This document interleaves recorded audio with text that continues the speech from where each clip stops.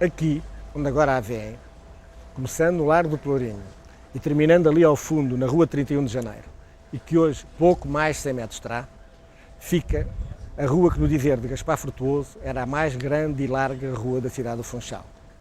Chamava-se Rua Direita. No fim do seu primeiro troço, estiveram instaladas a Câmara até 1492, o Paço Episcopal até 1586 e a cadeia pelo menos até 1811.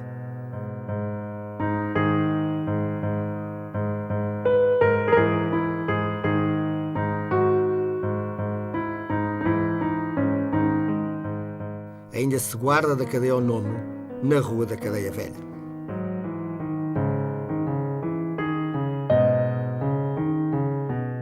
A Rua Direita continuava para norte, atravessando a Ribeira de Santa Luzia. Ainda se podem ver vestígios da ponte então existente no início da rua que mais tarde ganhou o nome de Rua dos Ferreiros.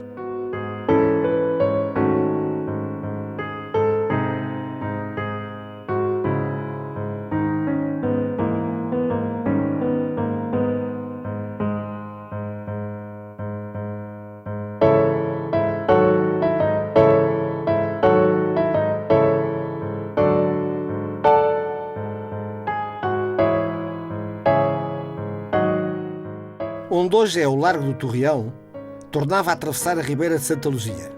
Dando lugar ao que hoje é a Rua da Torrinha, a via que ainda em meados do século XIX era o trajeto natural para o monte.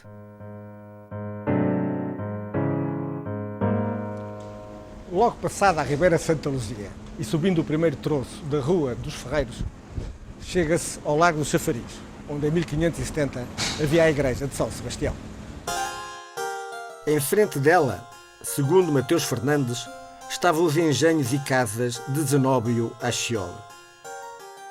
Mais acima ficava o engenho da Viúva, contíguo à igreja de São Bartolomeu, dos padres da Companhia de Jesus, de muita virtude, exemplo e doutrina, sofredores de muito trabalho por salvar as almas, como diria Gaspar Frutuoso. Hoje, as duas igrejas já não existem.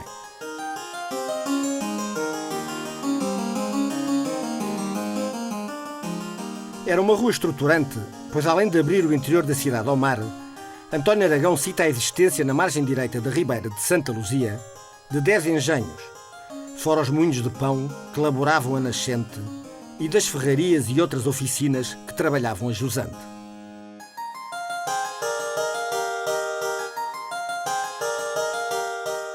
Toda esta indústria estava a poente da Ribeira.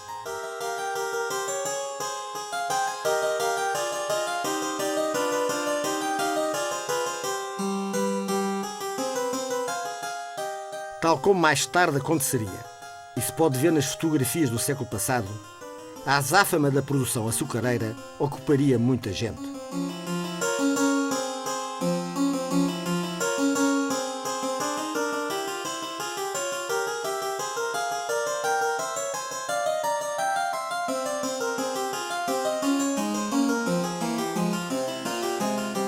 Nos trabalhos da moagem, mais tarde feita industrialmente, estariam implicados na produção do açúcar os temperadores, moedores, cozedores, lealdadores e espumeiros. A rua seria também animada com atividades relacionadas indiretamente com a produção do açúcar, como é o caso da realização de conservas secas ou molhadas e dos confeitos, como estes aqui expostos no núcleo museológico A Cidade do Açúcar, na Praça Colombo. A cidra, uma das melhores conservas, e que aliás era exportada em quantidades apreciáveis, ainda hoje faz parte integrante das melhores receitas dos nossos bolos de mel.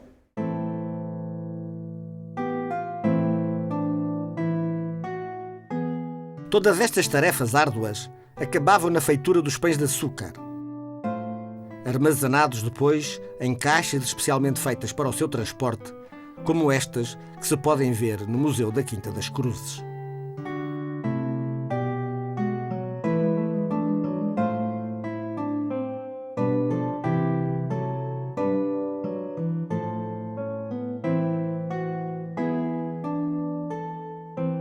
Introduzido pelo infante Dom Henrique, o açúcar, vindo da Sicília, rapidamente se transformou em monocultura e tornou-se o principal meio de enriquecimento da ilha. Em 1456, já se conhece a primeira exportação para Bristol.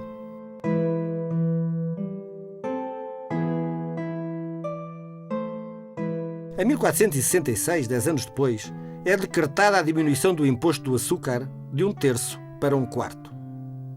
E em 1508, Dom Manuel determina que não se rompa mais terra para pão ou outra coisa qualquer, salvo cana. Estavam assim criadas as condições para a monocultura do açúcar, e com a falta de cultivo de cereais, dá-se a correspondente falta de pão, que se tornará num problema cíclico nas nossas ilhas até meados do século passado. Em 1461, a Madeira produzia 3.000 moios de cereais, dos quais 2.000 eram excedentários e 1.000 eram exportados, inclusive para a Guiné. Também havia excedentes de vinho. 5 anos depois, importava-se trigo. E em 1485 já se morria de fome na Madeira por falta de pão. Entretanto, a produção açucareira também entra em declínio. Em 1498, quando Vasta Gama parte para a Índia, a Madeira exportava 120.000 arrobas de açúcar. 40 anos depois, apenas produz pouco mais de 1/3 desta quantidade. Progressivamente, a produção decai ainda mais.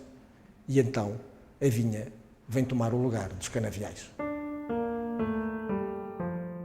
A concorrência de novos mercados, o esgotamento das terras e a existência de diversas pragas que obrigaram à queima de canaviais inteiros instalam a crise a partir do primeiro quartel do século XVI. Dos mais 50 engenhos havidos nos tempos da abundância, restam 5 em 1640 e em 1782 apenas existe um.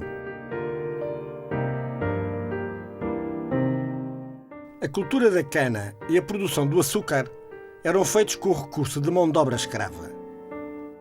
Os primeiros escravos trazidos para a ilha foram mouros capturados no Corso e nas batalhas travadas no norte da África, ou guanches apanhados nas Canárias.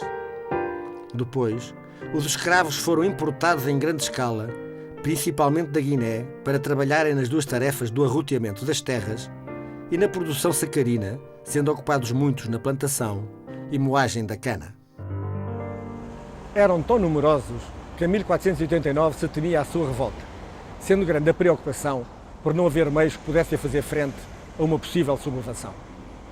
Em 1552, Gaspar Frutuoso calculou o número dos escravos em cerca de 3.000 entre negros, negras e mulatos, sendo a população do Funchal calculada por Marquês Jacobo de Correia em 1500 em 16.000 pessoas, ou em 1572 de 19.000, o número dos escravos corresponderia assim entre 1/5 e 1/6 da população. Em qualquer dos casos, era muita gente.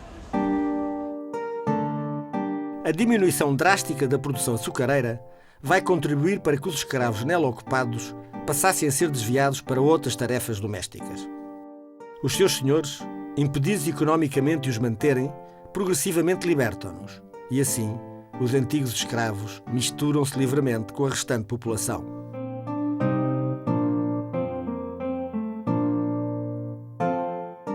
Ao longo da antiga Rua Direita, que hoje se chama também de Rua dos Ferreiros, mas que no seu último lance já foi também chamada de São Bartolomeu, desenvolve-se uma diversificada atividade. Por lá estão lojas de todos os tipos, escritórios e restaurantes, departamentos do governo e a própria Câmara Municipal e o Tribunal. Os estudos gerais, que deram lugar ao primeiro liceu, aqui estiveram instalados. Ainda se pode ver a data da sua fundação. Dos escravos já nada resta, mas o processo de miscigenação, começado nos finais do século XV e continuado no século XVI, fará com que os mestiços, a grande criação dos portugueses, no dizer de Gilberto Freire, tenha começado a ser realizado na Madeira muito antes de ter acontecido no Brasil. No próximo programa falaremos sobre a Rua da Alfândega, a antiga Rua dos Mercadores. Até lá, passem todos muito bem.